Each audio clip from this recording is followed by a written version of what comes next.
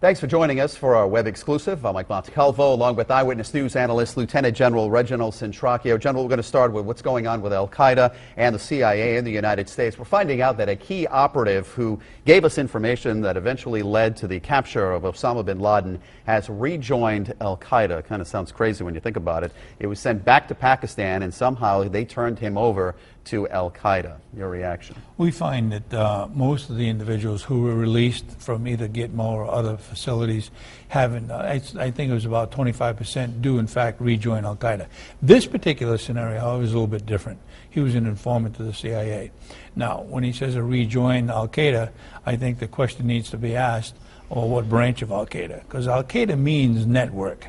And it means obviously there's more than one organization there. So if he went back and joined the loyal aspects to bin Laden, then he probably wouldn't last very long.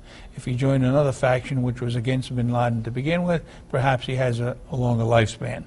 Well, the CIA was given assurances that Hassan Gul, who was returned to Pakistan, would not go free.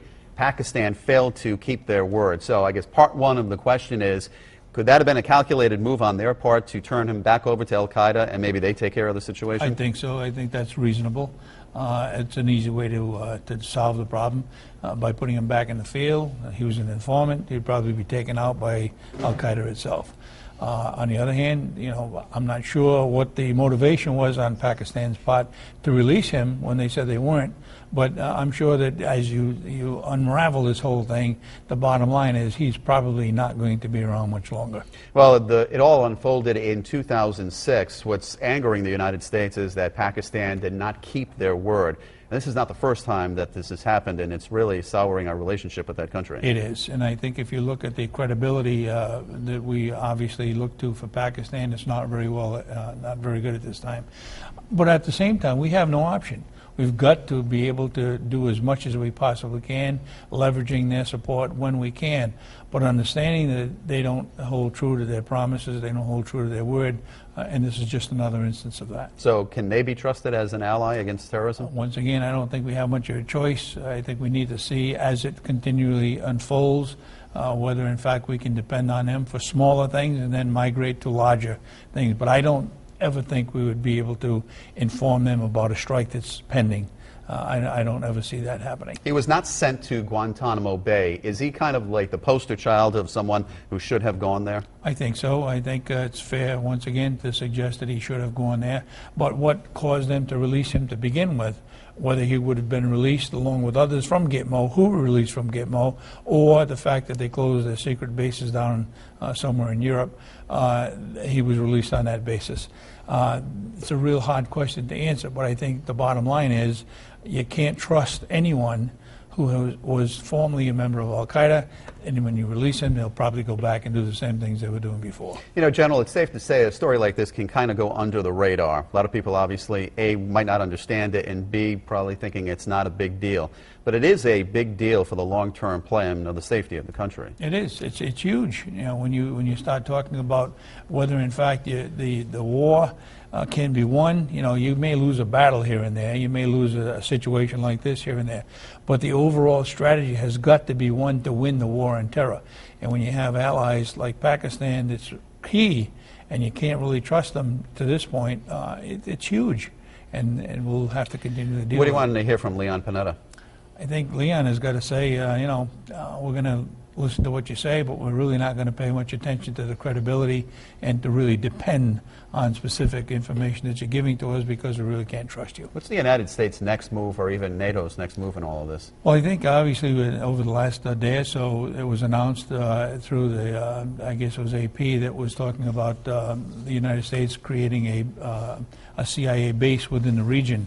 And that's to ensure that we have some ability to be able to gather our own information from an area that's completely in turmoil on a day-to-day basis. So I think what the next step would be to go in there unilaterally, as we have been, and to go ahead and strike where we think there's a target, even if it may not set well with Pakistan. Well, this is going to be in the Persian Gulf region, but it's basically going to be a secret place, correct? Absolutely. So no one's going to know? I don't think so. I probably won't be in Israel, but at the same time, you really don't know.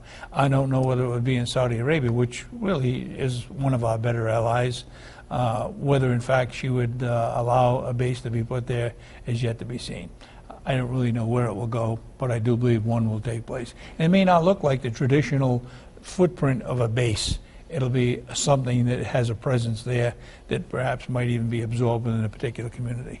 House Speaker John Boehner is calling on the president to tell him and Congress by Friday what's going on with Libya. We know that Tripoli was also hit by NATO again on Tuesday.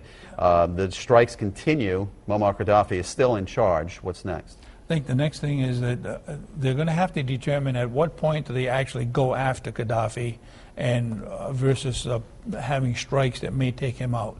I've yet to see an operation that is specifically geared toward him as a target versus an area that he may be occupying. So I think the next step would be to refine it directly after him. And of course, when you talk about NATO, you're talking about the United States. We have the drones. This is our missile systems that are going in, doing the strikes not only in Libya but across the Mideast. The next step would be to really test NATO. Is NATO a definable force, and does it have a purpose? It will continue to have a purpose because the United States seems to be owning the lion's share of whatever we're doing. Aren't we 2 months past the deadline when we heard the president say that this was going to stop? Yes, we are, and I think that's one of the concerns that Boehner has, to have him explain, what are we doing there, what do we continue to do, and what's the end state, and what's the end game. Okay, closer to home, as we've been reporting now for the last several days, Providence Police Chief Dean Esserman his daughter had a graduation party at her home. There was alcohol at the party. He did break up the party and sent the kids home. The controversy behind the whole thing, General, was A, did he violate the social host law? B, should he have let any of those kids who brought alcohol to the party go home? And C, should he be disciplined? Let's start off first with the social host law. In your opinion, did he break that? I don't think so. I think had he known that this was going on and allowed it, that would be, I think, with intent to break the social host law. I don't believe he knew it, and when he did find out about it, he did something about it. Now, what he did is questionable. Should he have allowed these kids to go home? Did he know that maybe one or two perhaps were intoxicated or on the verge of being intoxicated? Why didn't he call the families? Or why didn't he call in the police? Obviously, you have kids breaking the law. But on the other hand, you look at it from two different points of view, and I can appreciate that. You looked at it from being a father, obviously, which is one point of view, and the other is as a law enforcement officer. And somewhere in the middle, he made a decision, perhaps not the best decision, but he did make a decision, and I think he's paying the consequences of that. Well, people on the street are saying he acted like a father and not a police chief, and he should have acted like both. And then sometimes he should have, but it's really easy to say on Monday morning what he should have done. I think as it was unfolding, and he even said, kids were scattering. What could you do at that particular point? Other than if you could identify some of those kids, you should have called the parents, and certainly if you knew that kids were bringing alcohol in, even after the fact, the police should have been brought in. And I think, once again, this is Monday morning quarterbacking, and that's not the intent. But when everybody is criticizing, or some people are criticizing his actions, it's very hard to discern between being a father and being a police official. But he did have the access to the police department, and he could have done that. Should he be disciplined? I think he probably has already been. I don't think he'd receive any significant discipline other than say, he should have had some better safeguards in place to make sure that this didn't happen. You knew the possibility was there. Probability was probably low, but what did you have in place? Did you have other parents there helping you police this? And how did you deal with when you saw an influx of kids that weren't supposed to be there? How'd you deal with that? I think those are the questions that you probably is why he's being criticized. What about the kids who were not it was a graduation party, obviously, but some kids, not everyone was graduating. Should they be disciplined by the school? Well, I'm not sure about the school, but certainly by their parents.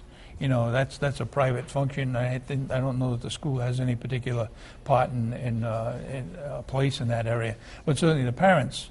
And I think that's the missing ingredient in this whole thing. The parents have got to take responsibility as to where their kids are, what they're doing, and they need to take on responsibility. It cannot be the police force all the time. There has to be ownership by the parents. He seems to be a lightning rod right now. Obviously, I think he is, with the most recent incident with one of his subordinates and attempting to belittle him in front of the rest of the force. And then with this, he's drawing a lot of criticism. Some of it perhaps may be justified, but I think in this particular case, you could go either way. He acted as a father. He perhaps should have acted more as a police officer. Okay, and finally, in about a week and a half, the air show is taking place in Quonset Point. That seems to be one of the biggest events of the year in the state. Huge, yeah. I think we've all spent, well, not you, you've probably gotten in pretty good, but all of us have spent a long time in line trying to get in. Well, I used to fly in. Yeah. But I think the point to be made is that the majority of monies that are derived from that air show have gone basically to Hasbro Children's Hospital and other charities. And I think last year we hit the $1 million mark putting it into Hasbro, and certainly a worthwhile project. All right, so the weekend of the 25th, we'll have more on this website on that. General, thank you. Happy Father's Day. And to you too. Okay, thanks for watching.